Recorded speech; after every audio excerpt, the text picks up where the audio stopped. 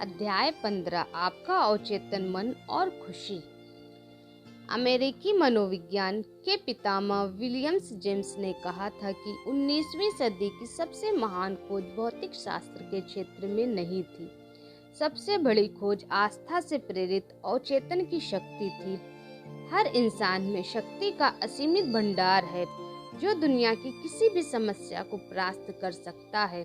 सच्ची और अस्थायी खुशी आपके जीवन में उस दिन आएगी जब आपको स्पष्ट एहसास हो जाएगा कि आप किसी भी कमजोरी से उबर सकते हैं। जब आपको यह एहसास हो जाएगा कि आपका अवचेतन आपकी समस्याओं को सुलझा सकता है, आपके शरीर का उपचार कर सकता है और आपको आपके सपनों से भी ज्यादा समृद्धि दिला सकता है। जब आपकी अपने सपनों के जीवन साथी से सगाई हुई थी तो आप बहुत खुश हुए होंगे।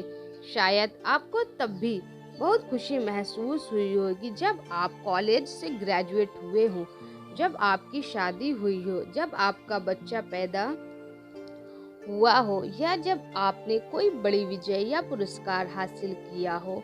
आप इसी तरह के दूसरे अनुभवों की सूची भी बना सकते हैं जब आप खुश हुए हो। बहरहाल, चाहे ये अनुभव कितने ही अद्भुत हो, ये सच्ची अस्थायी खुशी नहीं देते हैं। ये सारे अनुभव अस्थायी हैं। द बुक ऑफ प्रोवर्ब्स जवाब देती है, जो भी ईश्वर में भरोसा करता है वह सुखी है। जब आप ईश्वर अपने अवचेतन मन की शक्ति और बुद्धिमत्ता पर भरोसा करते हैं कि वे सभी क्षेत्रों में आपका नेतृत्व, नियंत्रण और निर्देशन करेंगे, तो आप संतुलित, शांत और आरामदेह हो जाएंगे।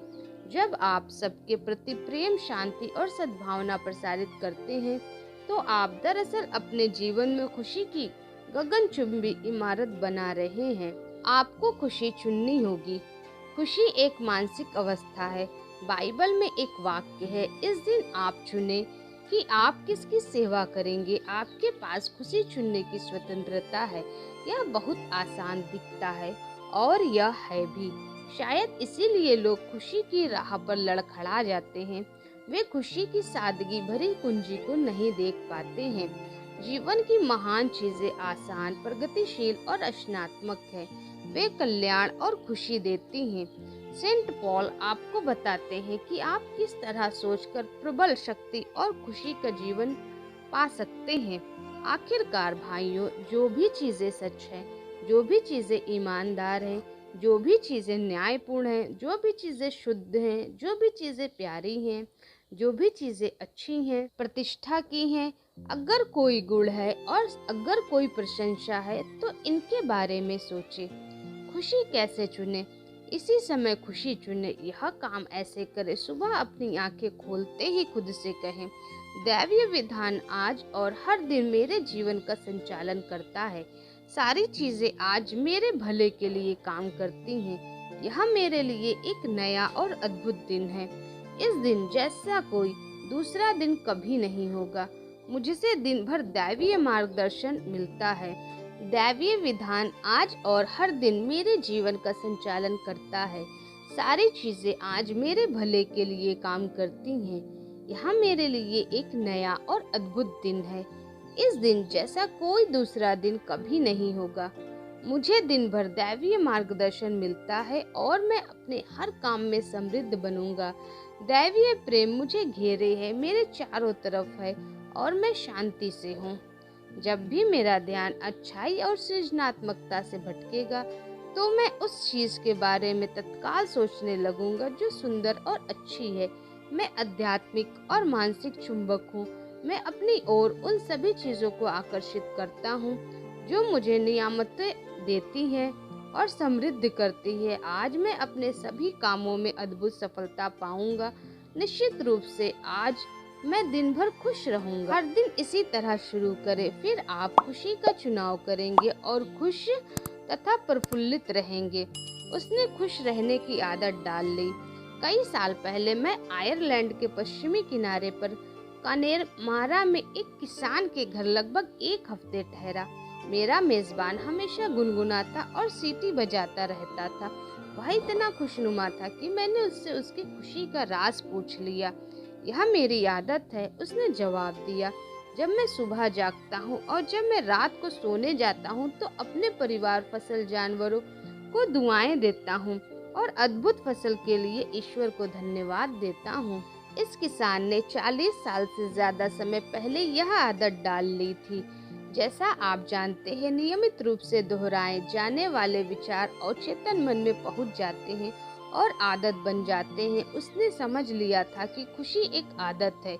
आप में खुश रहने की इच्छा होनी चाहिए। खुश रहने के बारे में आपको एक महत्वपूर्ण बात याद रखनी चाहिए। आपके मन में खुश होने की सच्ची इच्छा होनी चाहिए। कुछ लोग इतने लंबे समय से तनावग्रस्त, दुखी और निराश होते हैं कि अगर किसी अद्भुत, अच्छी, सुखद खबर से वे अचानक खुश हो जाएं, तो वे उस महिला की तरह प्रतिक्रिया करेंगे जिसने मुझसे एक बार कहा था, इतना खुश होना ठीक नहीं है। वे अपनी पुरानी मानसिक संरचना के इतने आदी हो चुके हैं कि उन्हें खुशी सहज महसूस नहीं होती है। वे अपनी जानी पहचानी तनावग्रस्त, दुखी अवस्था में लौटने के लिए बेताब रहते हैं। मैं इंग्लैंड की एक बूढ़ी महिला को जानता हूँ जिसे कई सालों से अर्थराइटिस था। वह अपने घुटने थपथपा कर कहती थी, मेरा अर्थराइटिस आज बुरी हालत में है, आज मैं बाहर नहीं जा सकती, मेरा अर्थराइटिस मुझे दुखी कर रहा है।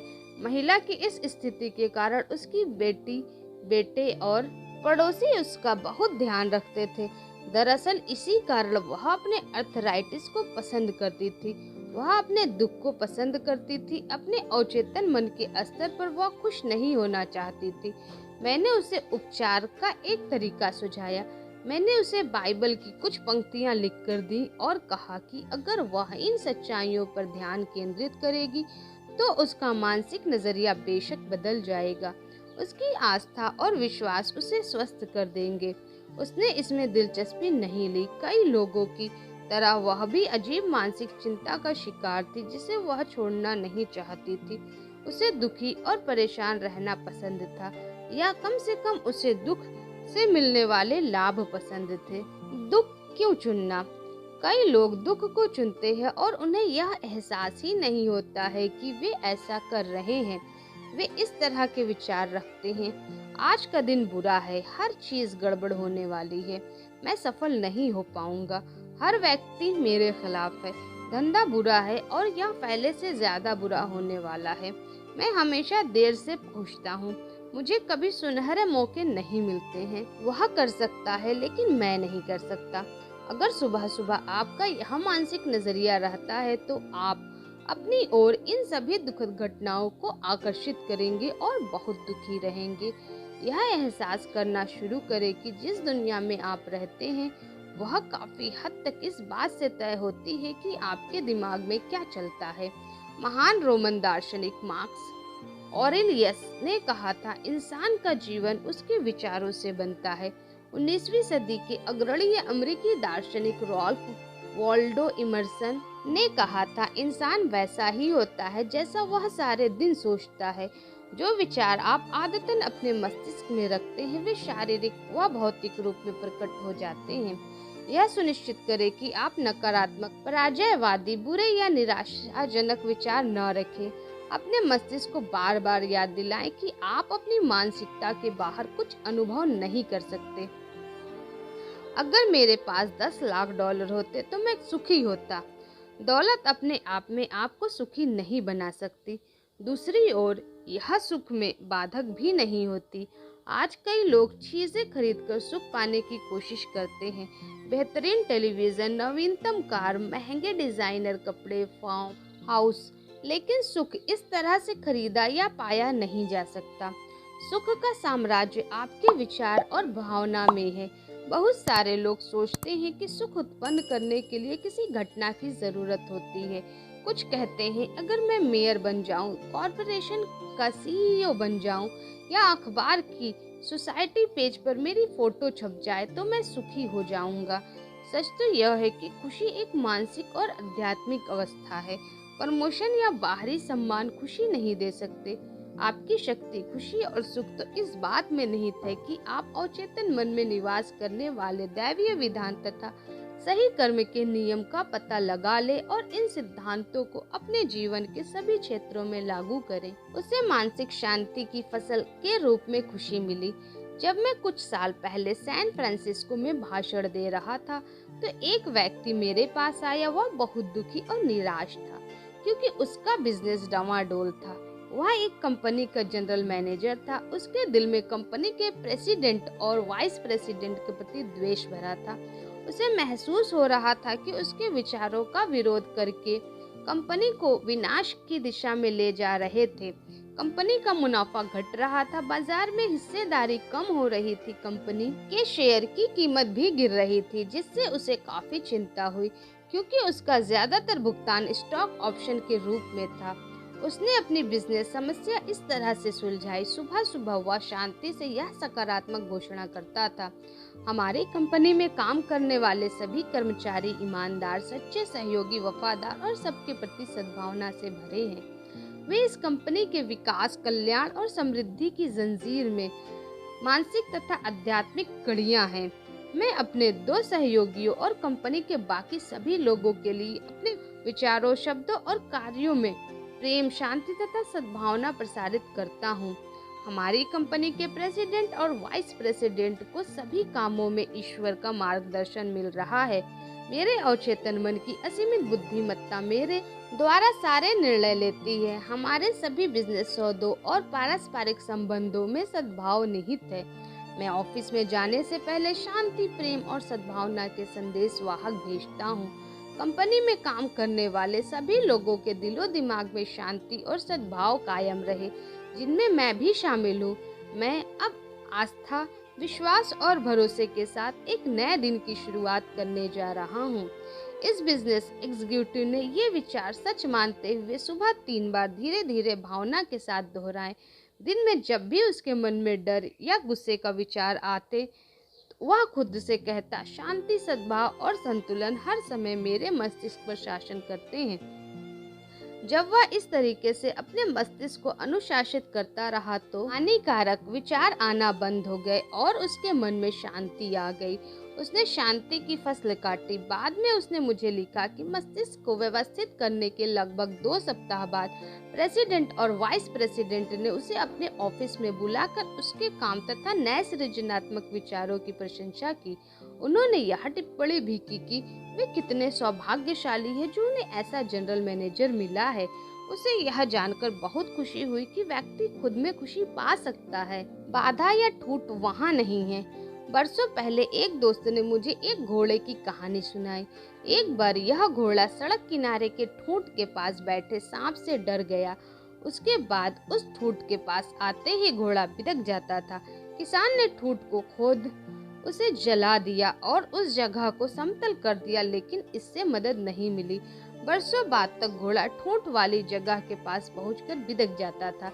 घोड़ा ठूंठ की याद से बिदक रहा था। आपकी खुशी में आपके अपने विचार, जीवन और मानसिक छवि के सिवा कोई बाधा नहीं है। क्या डर या चिंता ने आपको पीछे रोक रखा है? डर आपके मन का एक विचार है। आप इसी समय इसे खोद सकते हैं और इसकी जगह सभी समस्याओं पर विजय, सफलता और उपलब्धि में आस्था रख सकते हैं। मैं एक व्यक्ति को जानता था जिसका धंधा चौपट हो गया।